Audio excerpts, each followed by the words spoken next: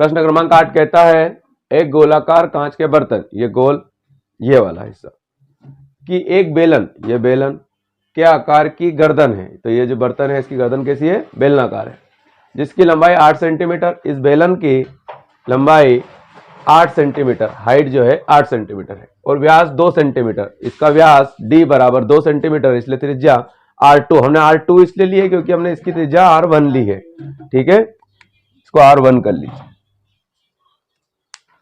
r2 is equal to 1 centimetre क्योंकि व्यास का आधा, जबकि गोलाकार भाग, ये जो गोलाकार भाग है इसका व्यास 8.5 सेंटीमीटर, इसका व्यास 8.5 सेंटीमीटर है। इसमें भरे जा सकने वाली पानी की मात्रा माप कर एक बच्चे ने यह ज्ञात किया कि इस बर्तन का आयतन 345 सेंटीमीटर क्यूब है। अब इसमें जितना पानी आ सकता है उसका आयतन एक बच्चे ने ज्ञात किया और बताया कि 345 सेंटीमीटर क्यूब है। जांच कीजिए कि बच्चे का उत्तर सही है या नहीं। हमें यह चेक करना है कि क्या वास्तव में इस बर्तन का आयतन 345 सेंटीमीटर क्यूब है। तो आइए हल करते हैं। सबसे पहले हम लिखते हैं हल। दिया गया है, हमें जो जो दिया गया है वो हम लिख लेंगे। सबसे पहले हम बेलन का लिख लेते हैं। क्या दिया गया है? बेलन का व्यास, बेलन का व्यास d बराबर कितना दिया है? 2 सेंटीमीटर। इसलिए क्या हो जाएगी? त्रिज्या r1, इसकी त्रिज्या, बेलन की त्रिज्या हमने r1 ली है, r1 बराबर 1 सेंटीमीटर। क्यों? क्योंकि व्यास की आधी। फिर लिखा है बेलन की हाइट, बेलन की ऊंचाई h बराबर 8 सेंटीमीटर। और फिर हमें दिया है गोलाकार भाग का व्यास d बराबर 8.5 सेंटीमीटर। इसलिए त्रिज्या क्या हो जाएगी? इसकी त्रिज्या हमने ली है r2 बराबर 8.5/2 सेंटीमीटर, व्यास की आधी। ठीक है, प्रश्नानुसार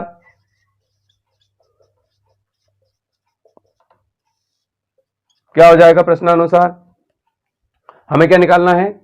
कांच के बर्तन का आयतन। ठीक है, तो निकालेंगे, लिखेंगे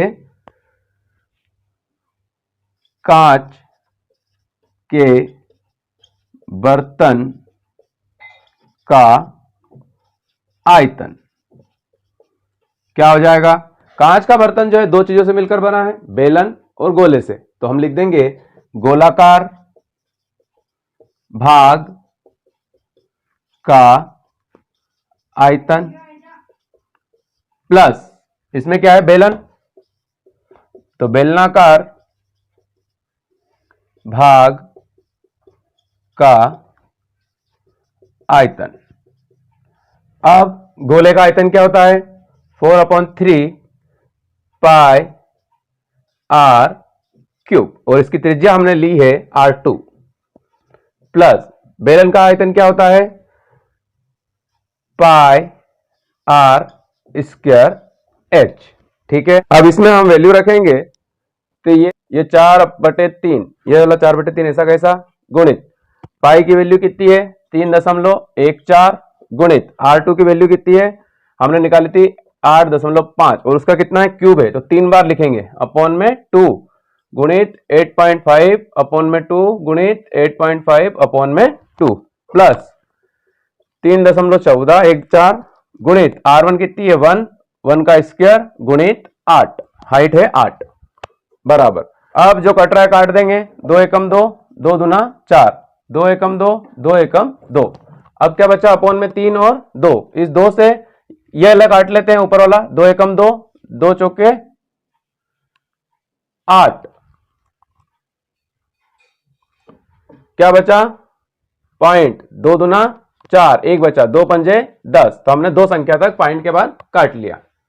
अब क्या बचा है? अपॉन में 3, 3 से हम इसको भी काटना चाहें काट सकते हैं, किसी को भी काट सकते हैं, तो हम इसी को काट लेते हैं।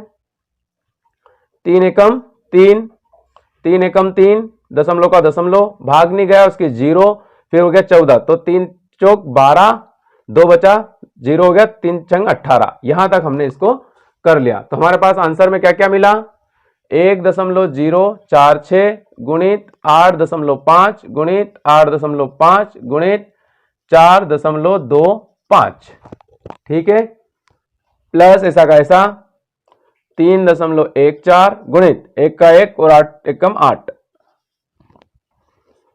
अब इन सब का गुणा करेंगे तो देखिए ये 6 है, पॉइंट के बाद तीसरी संख्या 6 है, 5 से बड़ी है, तो इसको हम 1 मान लेंगे और इसमें क्या कर देंगे, 1 जोड़ देंगे और ये 6 हट जाएगा, तो ये हो जाएगा 1.05 गुणित, अब 8.5 और 8.5 इन दोनों का गुणा करेंगे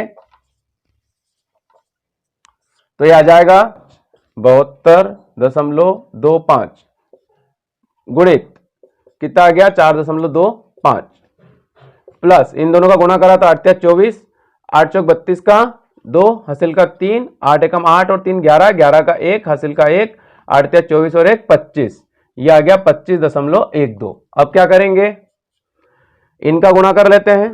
अब हमने रफ में इनका गुणा कर लिया है, तो ये देखिए 72.25 का गुणा जब 4.25 में करा तो हमारा है 307।